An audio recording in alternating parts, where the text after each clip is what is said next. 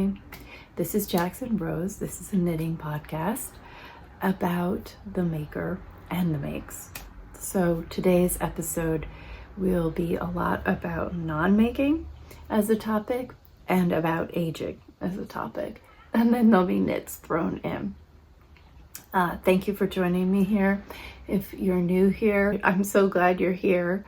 I wonder how you just dive into something like this, but of course you can. And of course, ask your questions and recognize, I guess I have podcasted for about 5 years on Caddy Jack's Knits, and this is a fairly new podcast, Jackson Rose, and this podcast is meant to be more about sort of my psychology and process and some of the adjacent interests of mine that fuel my knitting practice. But I may refer to things that you have no idea what I'm talking about, and I try to put the extra information in the show notes below. If you're a returning viewer, thank you. And in particular, I want to thank my Patreon. I'm really feeling their support today because in the spirit of not making, I had said, well, I'm going to Scotland, and then as soon as I get back, I'm going to launch a color work class, and I'm going to launch a book club. And that's a lot to turn on a dime and launch. So thank you for supporting me and recognizing, I mean, we'll hear this everywhere, won't we? That if we have a go, do, adrenaline rush, that negatively impacts our creativity. And I must need some of this synthesizing, reflecting time right now. So one of the main reasons that I started knitting was to awaken my desire, frankly, to have agency around my desire, to have it be more than simply a commerce transaction of I see that, I want that, but to imagine and make things that, and I don't know how you feel about it, but there's this radiance inside you, energy inside you, a feeling of delight, you feel it in your body. And sometimes we go toward that simply in an act of, I think sometimes we practice going through that by merely imitating. I have absolutely done this, and I wholeheartedly support it, where you see something you love and you make exactly that because it taught you, oh, I love that. I see that, I love that. Recognizing what you love is fundamental, I think. And then, however, you also want to explore your own individuality through your making. So desire becomes more eclectic. It starts to be more about the stories you're telling through your knits. So one of the things that we were planning to do with the color work class is, perhaps make Thegither scarf, perhaps make an academic vest. And you can think a color work class would be a lot about dominant yarn or right hand and left hand and tension, etc. But really, to me, a color work class, whenever you're delving into the terrain of color, you're also delving into the terrain, in my mind, of self-making. What colors am I drawn toward? And my most successful color work projects were not successful because of their technical skill, the technical aspects to it. They were successful because they satisfied my desire. And oftentimes, I would say the next or an adjacent thing to simply copying is to have something that inspires you. So a work of art, a painting, one of my mother's quilts, an object of clothing from my closet, a palette of yarn that you saw somewhere, a photograph, whatever, this other point of interest, what I want to be, and I want to be a collector of things that awaken myself. And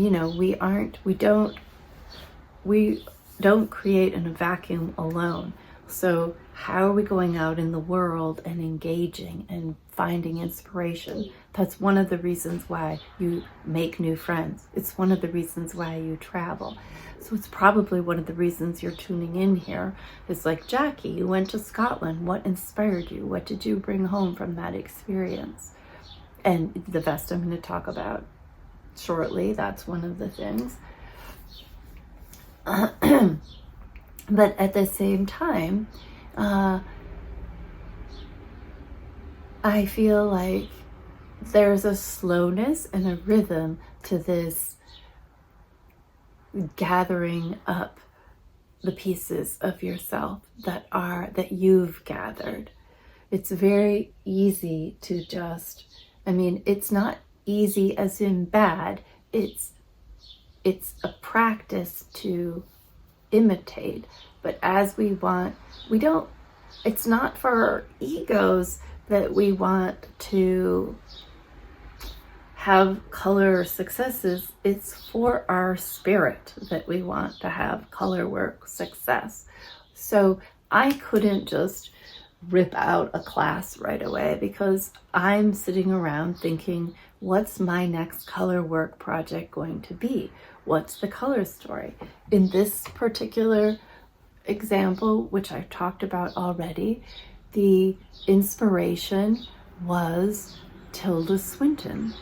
And she was what I was knitting toward. How she makes me feel is what I was knitting toward.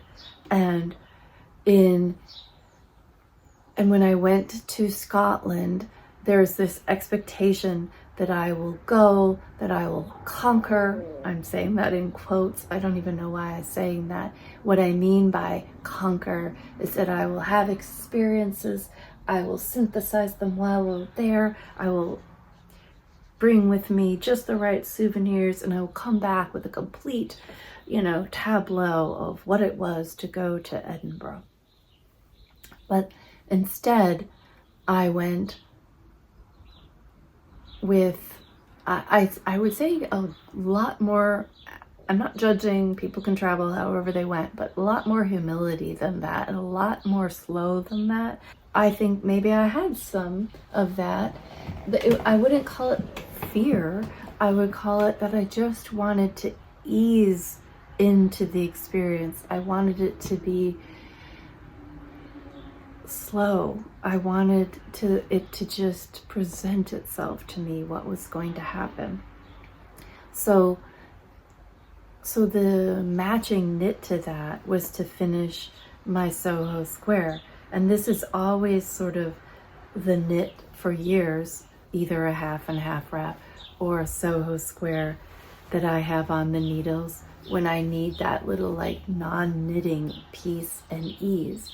So the first half I'd already had from when I was visiting Debbie Korb. And there's just been so much transition in my life and so much uncertainty in my life these days that this sort of a project that's big and easy and comforting has been just right. So I knit this with Debbie Korb, and then I knit this half with Amy Palko in Scotland.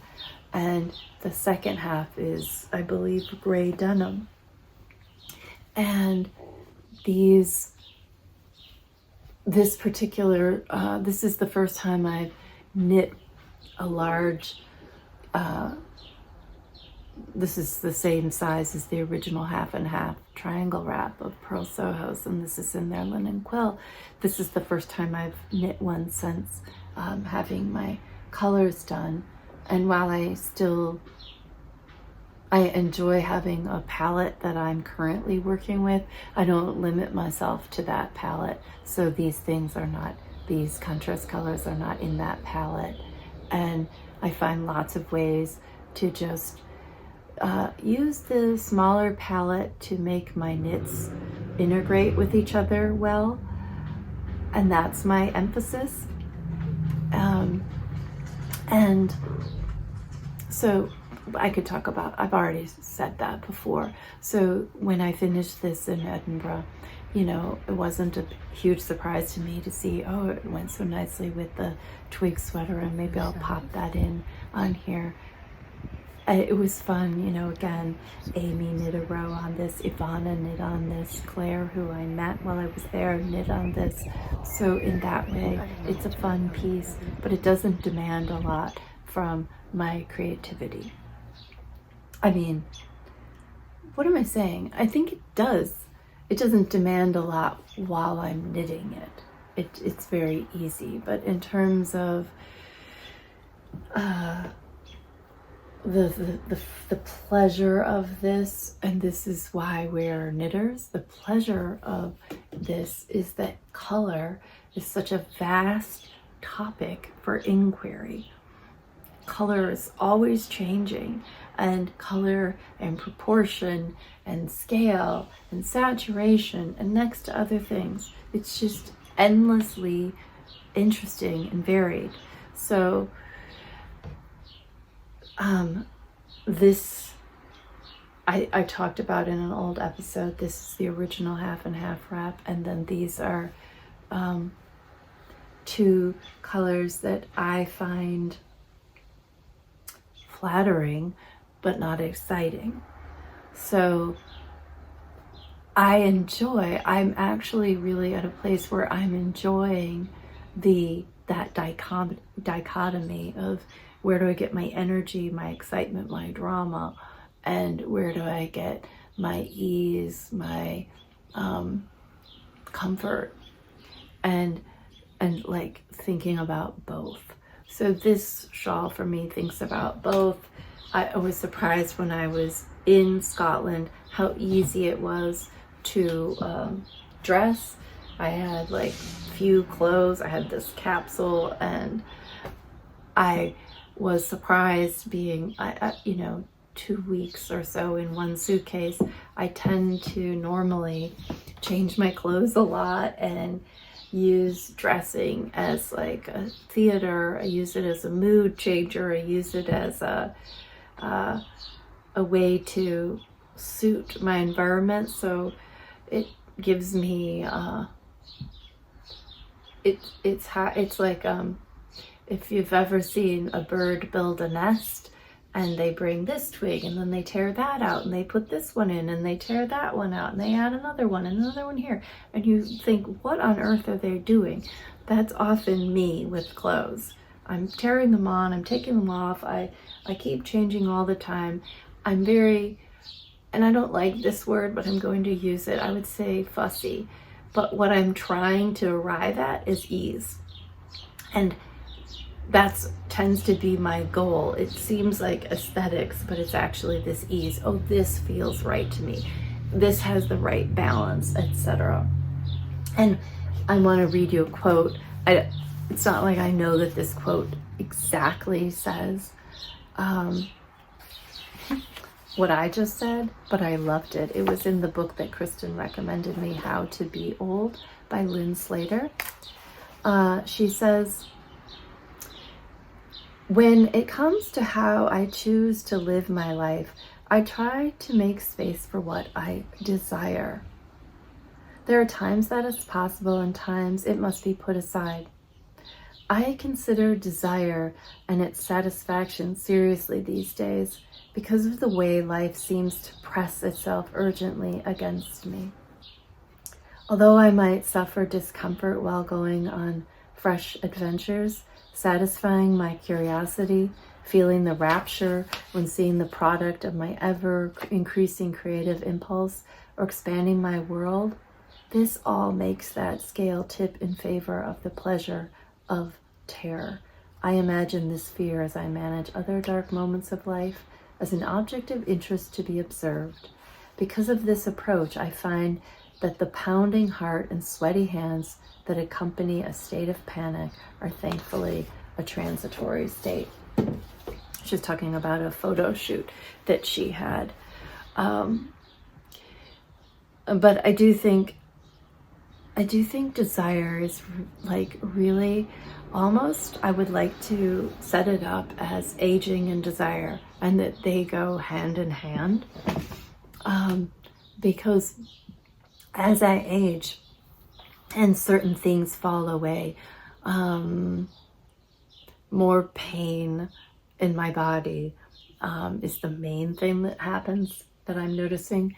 But of course, the hormones change physical things like your skin and your coloring and your muscle tone, all of that stuff. And as I'm not telling you anything that we don't know, our culture so values youth and beauty. And so you arrive, all of a sudden you arrive into age. And I think it's very, very important then to cultivate desire, to counter the fact that your external environment maybe won't be giving you the recognition that it once did. And we can talk about whether that's good, bad, or could be changed or otherwise. But if you inside yourself are are even more, have the opportunity to be more curious and ardent and interested in what lights you up, that's the counterpoint. Because one of the most beautiful creations in the world is a person who ages well, who has a radiance that they have cultivated inside themselves. And it comes from within and comes out. And that takes the place of the superficial things that are lovely but are transitory. And so I don't find it particularly I don't like to put my energy into railing against the beauty industry, or I don't feel particularly, because there's such a range of choices. And this is this next quote that I want to share, because basically she says everybody ages differently and there isn't a right way to age or not. So let me share that with you too, because I thought it was beautiful. She says, rules about fashion or what you should wear at any age are irrelevant when it comes to personal style. Rules are irrelevant when it comes to personal style. We do not all age the same. We each have our own style. How we are old is unique and very personal experience. Like personal style, aging is an individual transaction between a mind, a body, and the context you are living in. So, one of my goals is to age well and not be afraid of it. And currently, what that looks like in this moment, you tell me what you notice, please. I mean, I want to hear. It means that humor is way more important to me.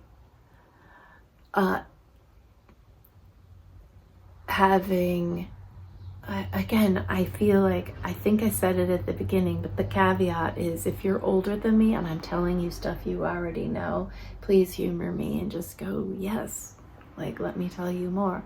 But my intellectual life is, again, very important to me. Why? Because I don't have to fill my head with everything my children are up to. I have room for other thoughts.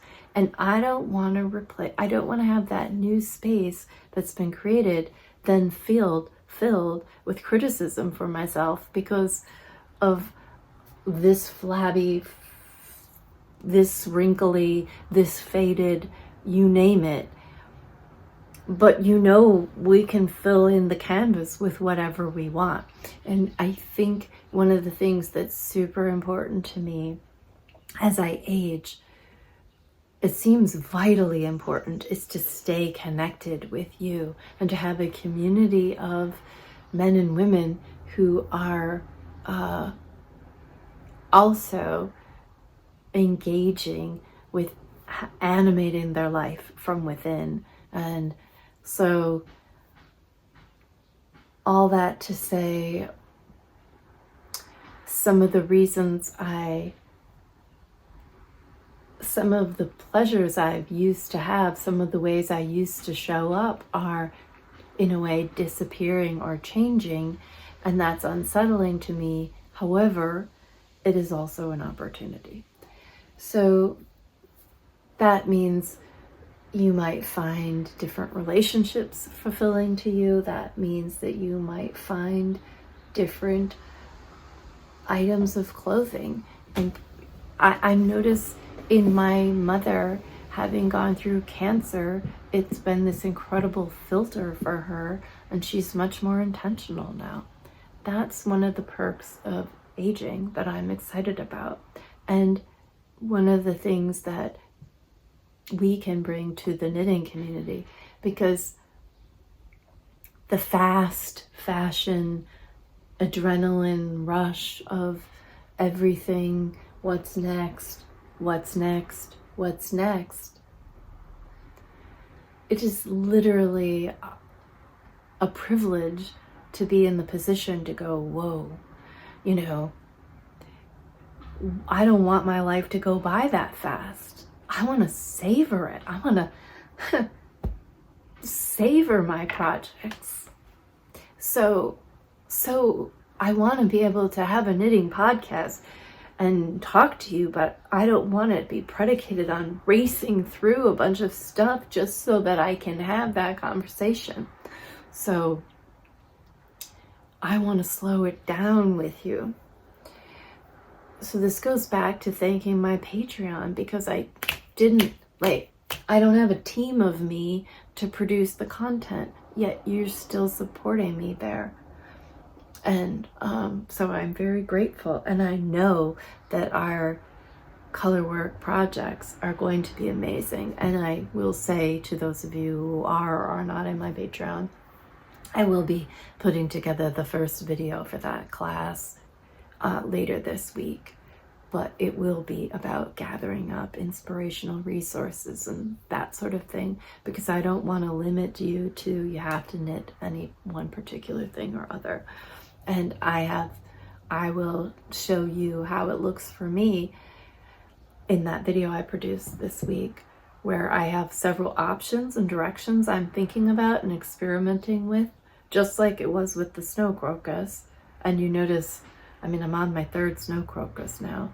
This colorwork project will be the same. It's definitely a slower pace than just, we're all making, I don't know what, you name the pattern, and we're all doing it tomorrow, and we're starting here and we're ending here, because that, again, privileges the object, and I'm more interested in us and how we do things and how the quality of our life, etc. So all that to say, I do have a finished object, and it was Rebecca Clow's pattern, the Lauder, and then it was on Cabin from the Lamb & Kid in the color Commodore. I started this when I was on Bainbridge Island. I thought I would have it done and ready to go for Scotland, and I just didn't follow the directions. This is actually, I probably could have kept up with it, but I had made some mistakes in here. I didn't follow the directions. My shaping was wrong. And I just felt frustrated with myself for being kind of in a hurry. So I started over. Let me pull it off so I can show you. Okay, so Cabin is a DK way yarn, and it's knit on size 3 needles. I definitely swatched. I didn't believe that I would like that fabric. So I did it on 6s and I did it on 3s, but it turns out I really like how this fabric feels. If you see Cabin here, it's a very lofty, woolen spun, rustic but soft wool. I don't remember the fiber content off the top of my head. Maybe I'll pop it in after the fact. But unlike most cabled vests, it's cabled everywhere. You know, I feel like most of the time this design, when you see it, say, in ready to wear, it'll be a column of stockinette and a column of cables. The thing that drew me to the design were the little cables that followed around the edges. So you can see how it has a really beautiful, that detail. I received the pattern in its like not finished state from Rebecca. So I'm not quite sure what the finished pattern looks like, or if some of the things, there were a couple little things that threw me off a little bit, but it's such a basic silhouette, and she did a V-neck, a crew neck, all of those is cardigans, and then obviously if you don't put sleeves on, you have a vest. The sleeve, I didn't notice any finishing for the sleeve in the pattern, like any extra ribbing, and I didn't want any more width anyways, so I was happy with it the way it was. But I knew all along that I wanted to add the contrast bands at the neck. But what I didn't know is that I would want to do this at the bottom, which I really love. And this is when I was with Amy and Ivana, and we were thrifting in Stockbridge, which is a beautiful cobbled little neighborhood with lots of charity shops and children. You know, it was a school day, so they were in their school uniforms, and I saw these boys in their cricket vests. They were at the Stockbridge Cricket Club, and I just had to do it. And so the interesting thing about the cricket vest is that it goes from cabling to stockinette to ribbing. I would have never, this is ribbed color work, and this is stockinette color work. So I put the information on my Patreon. You know, I definitely decreased after finishing a cable round so that the stockinette wouldn't be too bubbly. And then after I did the stockinette, I resumed, you know, going down the needle size and ribbing and whatnot. But I'm super happy with it. And of course, I did use the same color intentionally that I did the Thegither scarf in. So this will be a beautiful, again, that whole idea of your knits interrelating with each other. The thing I utterly want to knit, but oh, would I ever, is maybe using a yarn that has nylon in it, a fingering weight nylon yarn knee socks in like off-white with these bands up right at the knees. Oh God, I would love that so much. Oh, but anyways, what I want to say about this is just that I had planned to knit something. I had planned to knit a cardigan. I had planned to knit it differently, but again, I just was responsive to what was going on in my life, and to me, this, I'm so glad I have a knit of this time, and it kind of has this little edge. It just feels very of the place. But because I had this on my needles, and maybe it lowered my desire to get more yarn, and you know, because I knew I had my souvenir knit already. It was the fact that, you know, I was going to Woolly Good, and there are these two knitters, Amy Palko and Rebecca Clow, who live in Edinburgh and were at Woolly Good, and I thought I would have it as a combination. That would be what I wore to the festival, but as you can see in that little swatch, I got delayed, so it wasn't. But because I didn't get to wear it to the festival, I got to see the boys, and I got to add this, which I love. So that's how, you know, sometimes these things all work out. I'm gonna leave it off here because I want to keep this short-ish, but I really appreciate you so much. I look forward to telling you more about my trip Amy and I have plans to record together, and certainly I have plans to do a color work class with you on Patreon. I have things on my needles. I'm looking forward to sharing those, but I think I want to get a little further with them here. So thanks again for tuning in. Of course, like and subscribe. I'm glad you're here, and I hope you have a great day. All right, bye-bye.